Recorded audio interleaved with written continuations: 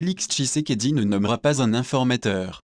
Joseph Kabila choisira un formateur, et le président de la République nommera la personne choisie par Kabila.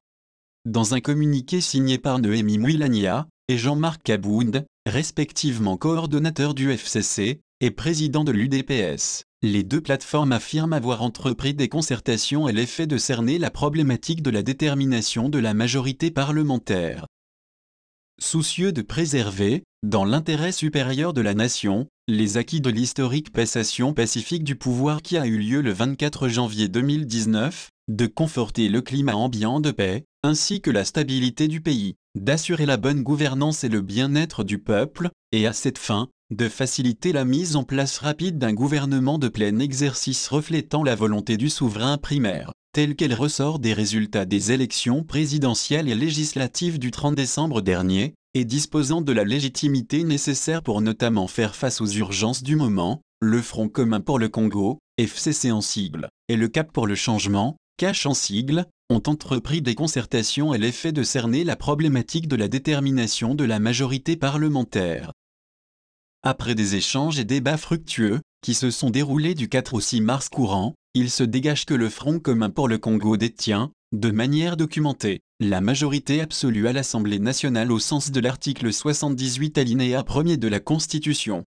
De ce fait, les deux plateformes politiques recommandent à l'autorité morale du FCC, président de la République honoraire, d'accomplir les devoirs de sa charge permettant au chef de l'État de procéder à la désignation du formateur du gouvernement, à son Excellence Monsieur le Président de la République, de nommer diligemment le dit formateur du gouvernement. Les deux plateformes politiques affirment, par ailleurs, leur volonté commune de gouverner ensemble dans le cadre d'une coalition gouvernementale. Tibor Nagy, secrétaire d'État adjoint des États-Unis aux affaires africaines, a déclaré sur France 24 que les sanctions des États-Unis contre les personnalités congolaises ne s'agissait que de la première série de sanctions. Restez à l'écoute car il y en aura d'autres. The United States seems to be helping destiny along, though, with the announcement of sanctions against five important figures. That was announced on February the 22nd. Right. They include the president of the National Electoral Commission. Exactly. So you're saying effectively the election was a sham. The guy who won wasn't the one who came out of the ballot box, and yet you're giving a rousing endorsement to the new president. Here's what we are saying.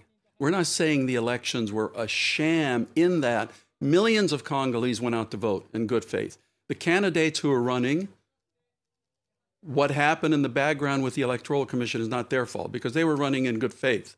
But at the end of the day, we said all along that those people who interfere with the democratic process, or if they're endorsing violence, or for corruption, we are going to sanction them. So as far as I'm concerned, this was very much a two-track policy. On the one hand, we are definitely going to work with the President Tshisekedi. On the other hand, the people who were trying to impede the democratic process, there's a price to be paid, which we said all along in our declarations. This was the first set of sanctions. Stay tuned because there are more to come. Against who? You will see when the names You already have the Speaker of the National Assembly, the President of the Constitutional Court. There are more sanctions which will be forthcoming. The inner circle of Kabila? No comment. Okay. À Kinshasa, la réouverture de la maison Schengen sous le label « Centre européen des visas ». Plus d'un an après la fermeture de la maison Schengen sur décision des autorités congolaises, ce dispositif consulaire commun de délivrance des visas pour 18 États européens, représenté par la Belgique, a rouvert ses portes ce mercredi 6 mars sous la nouvelle dénomination « Centre européen des visas » CEV. Nous nous réjouissons du fait que des familles pourront à nouveau voyager facilement, les artistes pourront exposer leur art, et les investisseurs et officiels pourront se déplacer pour explorer le potentiel de coopération entre nos pays. A dit le chargé d'affaires intérimaire de l'ambassade du Royaume de Belgique, M. Philippe Bronchin, qui a guidé la presse et le corps diplomatique des États Schengen lors d'une visite au CEV. Des changements importants ont été apportés au fonctionnement du service visa. Ceci inclut un dispositif de prise de rendez-vous en ligne. Cette innovation permet d'éviter de longues heures d'attente lorsque les demandeurs de visa se présentaient le matin tôt pour déposer leur demande. les personnes qui résident en RDC peuvent dès à présent introduire leur demande de visa Schengen. Ils peuvent remplir leur formulaire et prendre rendez-vous via le site internet www.cev-kin.eu. Martin Fayulu ne va pas siéger à l'Assemblée nationale. C'est sa suppliante qui va siéger à la Chambre basse du Parlement. Fayulu n'a jamais battu campagne pour être député. Il avait déposé sa candidature avant qu'il ne soit candidat commun de l'opposition. Madame Charlotte Masiala, sa suppliante, s'est démerdée elle-même, vers la fin de la campagne, a dit à Actualité CD Alex Dindé, un de ses proches. Tibornage, bonjour. Bonjour. Votre tournée va notamment vous mener... Le retour des exilés politiques est le souhait autant du chef de l'État que de la population congolaise, afin de donner le gage d'une réelle décrispation politique. Toutefois, du fait des dossiers judiciaires pendants en justice à son encontre, Moïse Katumbi ne saurait bénéficier de la grâce présidentielle promise par le chef de l'État. Pour des raisons politiques ayant prévalu à l'époque, la Cour de cassation et la Cour constitutionnelle ont gelé la procédure relative aux affaires de spoliation d'immeubles et de recrutement des mercenaires. D'ores et déjà, il est attendu de la justice une réelle indépendance et une équité rompant avec le passé. Moïse Katumbi Chapoué est convaincu de son retour au pays. Depuis son quartier général de Bruxelles, en Belgique, il s'apprête à revenir au bercail pour participer aux Jeux démocratiques, à la faveur de l'alternance intervenue en RDC à l'issue de l'élection présidentielle du 30 décembre 2018. D'ores et déjà, on sait que son regroupement politique, Ensemble pour le changement, a promis d'œuvrer dans l'opposition pour faire avancer la démocratie congolaise. Avec ses 66 députés nationaux à l'Assemblée nationale, Ensemble se positionne comme la première force politique de l'opposition. Cette conviction a été confortée par la dernière adresse à la nation faite par le président de la République à Kinshasa à l'occasion de la présentation de son programme d'urgence relatif aux 100 premiers jours de son mandat. Félix Tshisekedi a indiqué qu'il allait en 10 jours décréter une grâce présidentielle en faveur de tous les prisonniers politiques et des compatriotes forcés à l'exil à l'étranger. Au nombre de ces exilés politiques figure Moïse Katumbi Chapoué. Toutefois, il s'y est de préciser tout de suite que le dernier gouverneur de la province du Katanga n'est pas concerné par la grâce présidentielle. Le retour en RDC de Katumbi dépend encore de ce que dira la justice par rapport aux 2 dossiers qui lui ont été imputés injustement. Il s'agit de l'affaire de recrutement présumé des mercenaires et d'une autre portant sur la spoliation d'un immeuble à Lubumbashi, dans le Haut-Katanga. À ce jour, les 2 affaires sont pendantes devant les 2 hautes cours de la République, à savoir la Cour de cassation et la Cour constitutionnelle. À peine ouverte, l'affaire de recrutement présumé des mercenaires contre Moïse Katumbi, entendue le 27 juin 2018 à la Cour de cassation, a finalement été renvoyée au 10 octobre 2018. Pour ce premier round, les juges de la Cour suprême de justice, siégeant en matière de cassation, n'avaient pas résisté aux arguments corsés présentés par la défense. De bout en bout, la défense a prouvé noir sur blanc que cette affaire est couverte d'une série d'irrégularités que la Cour de cassation ne pouvait pas éluder. Devant le droit, les juges de la Cour ont étalé toutes leurs faiblesses. Une fois de plus, c'est Katumbi qui en est sorti gagnant, la Cour n'étant pas parvenue à déjouer la ligne de défense. À l'issue du procès opposant 11 accusés, dont Moïse Katumbi, au ministère public dans l'affaire de mercenariat, ouvert le 10 octobre 2018, la procédure s'est corsée, condamnant les parties à recourir à l'arbitrage de la Cour constitutionnelle. Les avocats des accusés avaient fait constater un vice de procédure en ce qui concerne la comparution de l'accusé Yannick devant la Cour de cassation. Yannick est un citoyen ordinaire et son juge naturel, c'est le tribunal de grande instance, selon les faits pour lesquels il est poursuivi. Mais nous avons vu comment le procureur général de la République l'a déféré contre son gré devant la Cour suprême, faisant office de la Cour de cassation. En faisant ainsi, il a violé l'article 19 de la Constitution de la République. C'est ainsi que nous avons soulevé cette exception d'inconstitutionnalité. Et le juge a examiné cette exception et nous a donné raison pour qu'il soit amené devant son juge naturel, avait expliqué Maître Mumba, l'un des avocats de la défense. À ce sujet, le juge de la Cour suprême de justice avait ordonné que le dossier soit renvoyé à la Cour constitutionnelle pour une décision. Pour les cas de Moïse Katumbi et Daryl Lewis, la Cour a exigé leur présence physique lors du procès vu qu'ils sont poursuivis pour des faits passibles de 5 à 20 ans de peine.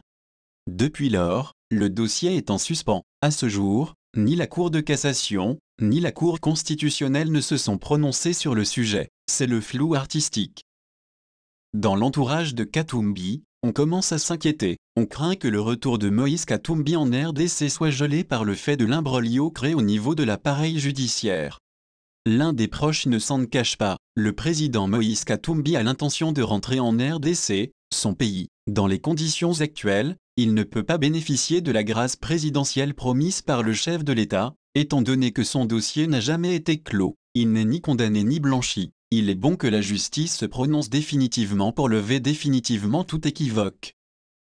C'est son souhait. Toutes les affaires judiciaires montées de toutes pièces à des fins politiques n'avaient qu'un seul objectif, l'écarter de la course. Selon ce dernier, aussitôt l'étape de l'élection passée, il est bon qu'on évacue tous les dossiers. Sinon, c'est son retour qui pourrait être retardé, tant qu'aucune décision définitive ne sortira autant de la Cour de cassation que de la Cour constitutionnelle.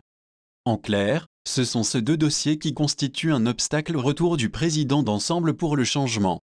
Toutefois, une éclaircie force à l'espoir quant à son retour dans le meilleur délai. Il s'agit de l'obtention par Moïse Katumbi Chapwe de son passeport biométrique, une démarche estompée en son temps par des injonctions politiques des bonzes du régime précédent. Comme l'a affirmé Félix Tshisekedi samedi à Kinshasa, la décrispation politique est en marche et va bientôt atteindre son point d'achèvement.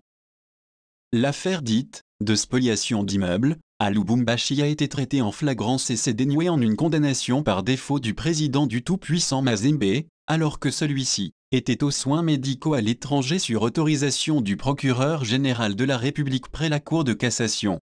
Madame le juge Ramezani, aujourd'hui en exil forcé qui a présidé la chambre qui a condamné Moïse Katumbi, avait dénoncé son jugement, car rendu, selon ses témoignages, sous contrainte et en violation flagrante des droits de l'inculpé. Ayant dénoncé cette parodie de justice auprès de toutes les autorités hiérarchiques, le collectif des avocats de Katumbi n'attend plus que la Cour de cassation annule ce jugement et reconnaisse l'innocence de leurs clients. En ce qui concerne l'affaire, dite des mercenaires, elle est pendant devant la Cour constitutionnelle. Le prévenu Yannick Muteba qui a été accusé d'être complice de Moïse Katumbi Chapwe, a attaqué la décision du parquet général près la Cour de cassation pour inconstitutionnalité. La défense avait également relevé que la présence de Moïse Katumbi et d'autres prévenus devrait être frappée d'inconstitutionnalité. Pour hâter le retour de Moïse Katumbi Chapwe, la balle se trouve être dans le camp de la justice, laquelle gèle les deux dossiers. La Cour de cassation et la Cour constitutionnelle doivent accélérer les deux procédures pendant devant leurs juridictions respectives. N'ayant pas été condamné au second degré, Moïse Katumbi n'est pas éligible à la grâce présidentielle. Son retour dépendra donc de l'issue que devra réserver ces deux hautes juridictions aux dossiers qui prennent déjà de la poussière dans leurs offices respectifs. Il est attendu des juges de la Cour de cassation et de la Cour constitutionnelle de rendre justice en toute indépendance et surtout de faire preuve d'équité. D'autant que le président Félix Tshisekedi a cassé les injonctions du ministre de la Justice aux juges et autres membres des cours et tribunaux de la RDC. Congo Synthèse.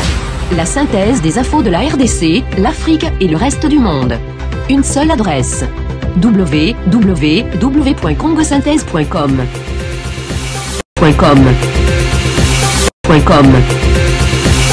Congo Synthèse.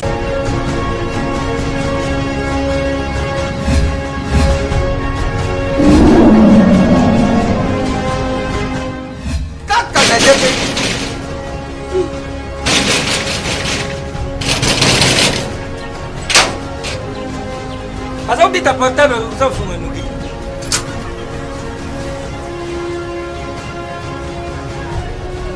Histoire c'est tout. Ah merci. CPX. CPX ici c'est la Dacia. CPX c'est Tabaka. Louis. Ah. Izaneyo. Mengait. Ah. Oyo le qui fait. Una l'équipe où il a passé ma vie. Ah ma chère. Ah ma chère. Ah. Ngale lobi oyo. Biso to mesana kanda te. Awa mutu nyoso soka koti abimaka de service. Mais ma chère. CPX. Oh ils arrivent CPX. 10 ans de service. 10 ans de service. Numéro 1, na makambo ya kotinda biloko uta Londres mpe Kisasa. Batate ebele bakufi bazali na sa mabele oyo soki unamusi bango bandi oyoka moko likambo na ye lizali na baagence mosusu bazala bakosi ya bamatanga mosusu. Ntango nayokaki lisolo ya GPX mbala moko na Kisasa adresse na biso ezali moko na Lopoli 73 place tozali facile. Na Londres kuna ezali kaka na esika stade ya Tottenham ezalaka ndinga esika bana na biso bazali. Et puis bokosela te GPX eza kaka moko boyo badongola miso buzakewa buti badesode bukei busali makambo ya bino badesode bukomoruka bubibisa répétition ya GPX. Réputation phénomène réputation anaye baconstipation. GPX numéro 1 ya fête congolais na Londres.